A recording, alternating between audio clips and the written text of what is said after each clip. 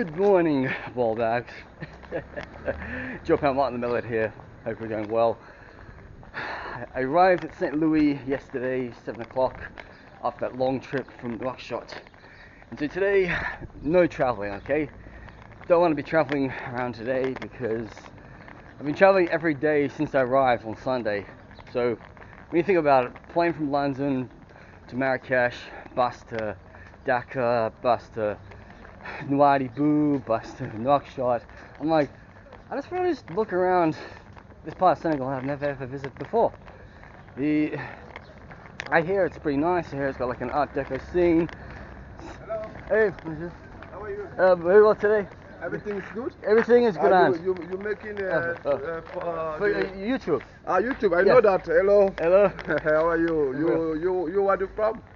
Britannic. Britain. You come for traveling? Yes. Yeah, you're coming for making YouTube. Yes. I see plenty people, man. Something's coming there for making YouTube. Okay. It's going for long the Barbary. You know, making for see different people, man. For see for Africa people, man. Yes. Yeah. What are you doing now? Yeah. I'm just going out for breakfast. The breakfast? Yeah. Come see. Yeah. So your first time? I've been here before, many times, yeah. Okay. you have looked. Man, I just had like 15 minutes to talk to this guy from the Gambia, like following me and all. And you don't want to be rude to people like that, but just like as soon as they see you, they want to like latch on to you and like just follow you around and all. You know, all but look at this scraggly little kitten. Oh, you poor thing, you need a good meal. So I'm on the second part of the island. Which like there's two islands that make up St. Louis and all. But anyway, when you come to this part of the world, you just gotta be careful about like anybody gives you any offers too good to be true. Just say not interested. Thank you very much. I'm on my way out.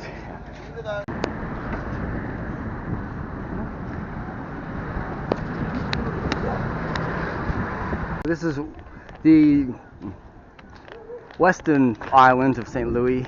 And then there's the other one over there. And then there's another bridge over here.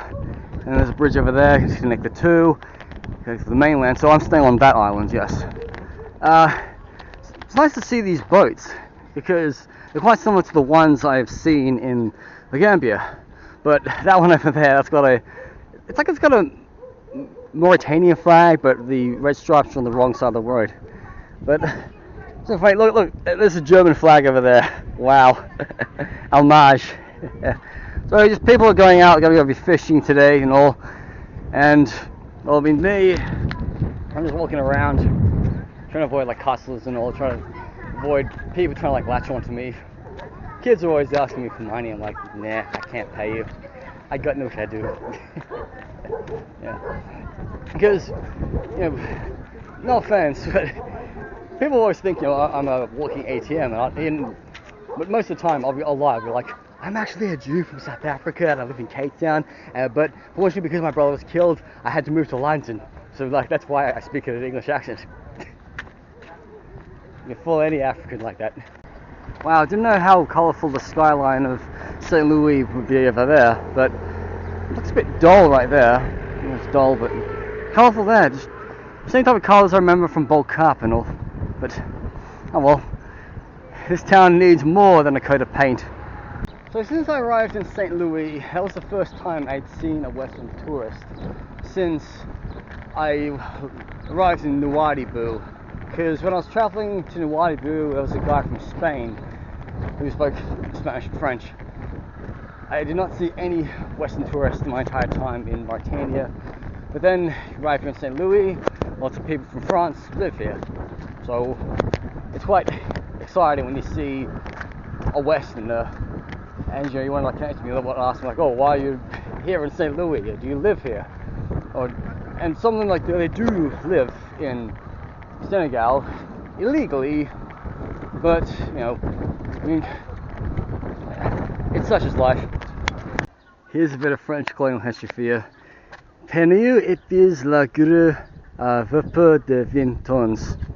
So it's like a, don't know what it is, but it's like, I don't know, like put things into the water, I guess. It's a shame to vandalize too much, but You know, there it is, a piece of history there for you. Oh wow. This is a very beautiful type of mosque. Now that I've left the Arab world, I just noticed that the mosques look a lot more different in sub-Saharan Africa. I mean, this one's like a little more rounded. But could be going back to the 19th century. Doesn't look like it's from the 20th century, but it looks pretty old, I guess. It's a really hot day. Oh look, this is a bit of a tactic for playing football, but I still consider it vandalism. Oh, and their local team's called FC Nord. Nord is French for north. Just past 7 o'clock here at the Sepp Platter station. So I got my Sepp Platter for 5,500 francs. But you gotta pay the 500 francs for baggage like you do in Africa. Yeah.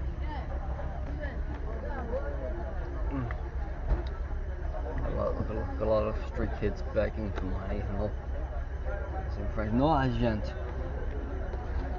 Okay. Bit of French goes a long way here. So, finally leaving behind St. Louis and the cramped Sepp Platter, first from third today.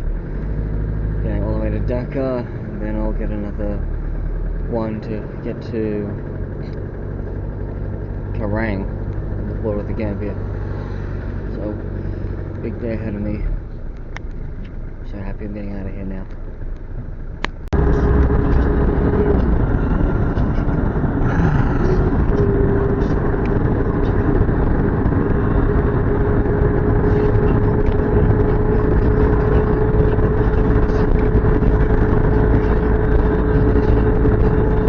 On Google Maps they show that northern Senegal is dry, but it might be dry, but there's plenty of green trees around here.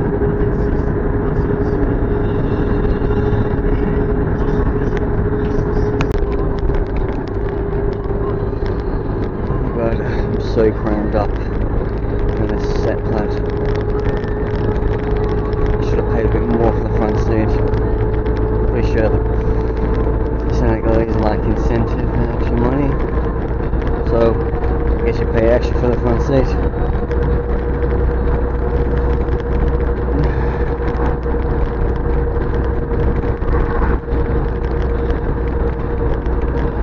Roughly be 70 or so miles to Dakar.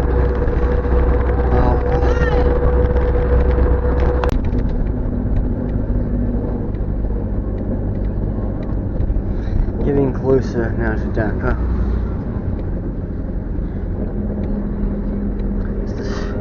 It's a shame I couldn't get one of these buses from St. Louis to Dakar. That would be much more comfortable.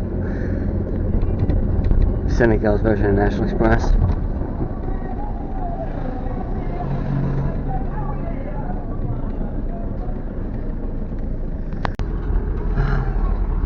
We can just drive on dirt roads.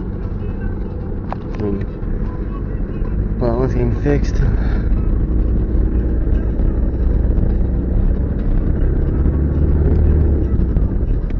This is the kind of roads you experience when you're in Guinea-Conakry. Actually meant Guinea itself, yeah. Okay, back to good old paved asphalt road.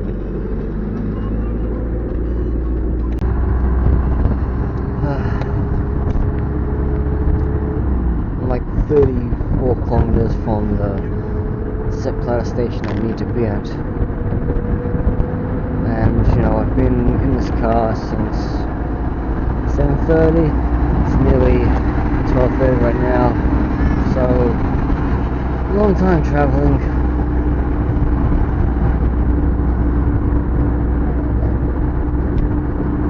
I used to think Dakar and St. Louis were quite close, but not really in distance. I'm just leaving behind Dakar. There's a nice train station that connects to the city from here, which is a good thing. It cost me 12,000 to get to Karang, which is just on the border with Gambia. So I'm just taking this car, this van, all the way to Karang, and then I'll walk across the border on foot.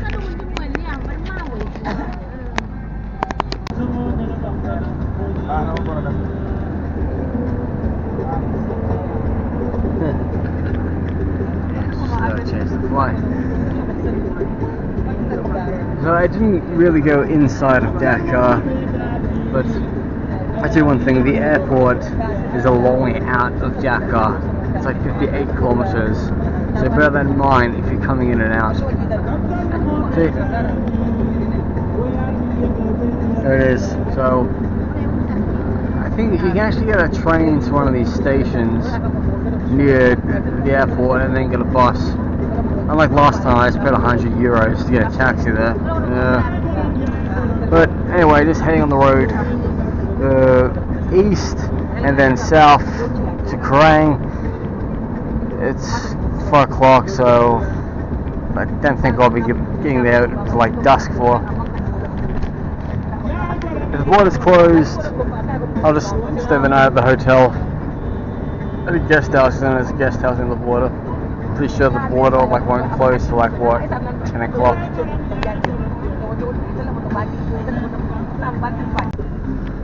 feel like I'm going into the savannah part of West Africa, or how you'd say sub-Saharan Africa. Everything's becoming much more green around here, and it's only going to get more greener than that the further you go south. Because that's all green along the Atlantic coast of all those countries. I mean, if you went to Mali, Niger, and Burkina Faso, that's Sahara, Sahel. But so glad to be back in the savannah.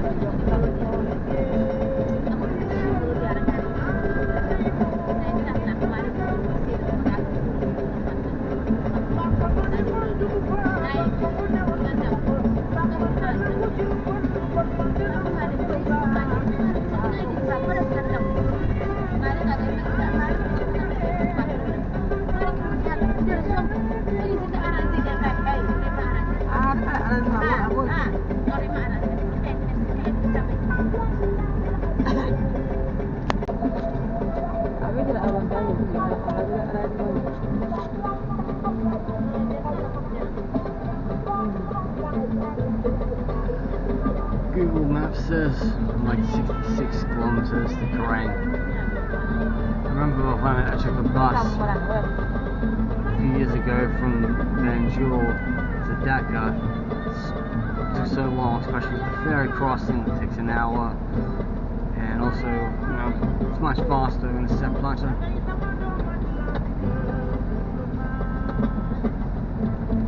So it's much easier. You just fly to Dakar, go to a Sepp Platter station, and then get a Sepp Platter to Kerrang, and then cross the border.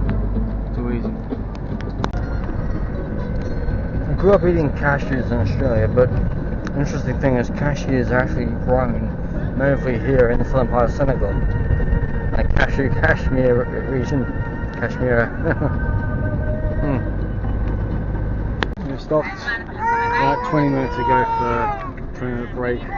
I had a couple of these drinks that have like pieces of fruit in. So that was really good. 3 of them, plus a pastry. Lady gave me part of a sandwich, which was very nice. So I haven't had a proper meal since I left St. Louis today. I mean, there was hardly any restaurants near the bus station in Dakar. So also I had cashews. Picked up a couple of cashews. They grow some really nice cashews here. I had no idea cashews came from Senegal. I've arrived here in Kerrang after a long day. It took me 3 rides to get here instead of the 2 I expected.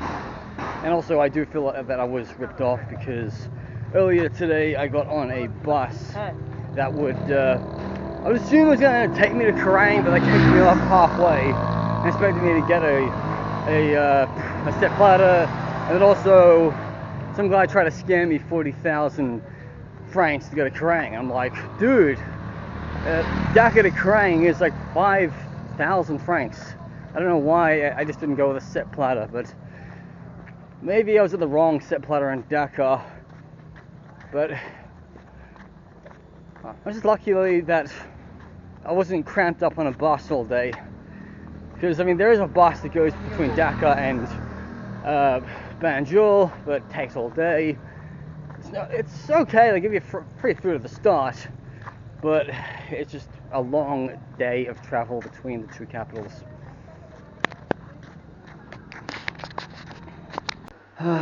So it's nearly 7 a.m, just about to head off to the border. I stayed in this hotel on the border of Kerrang for 10,000 safa, just got a room with a fan, but I don't know if there's bed bugs or it's mosquitoes, but I am just so damn itchy. I just lying down, you start itching. Can't tell if it is mosquitoes, even if I got a mosquito net or not. But I wouldn't really say like you get what you pay for. It's not luxury. I mean, when you're traveling in West Africa, you expect to have like fan rooms, TV doesn't work, and pretty much just a bathroom with a bucket. Yeah.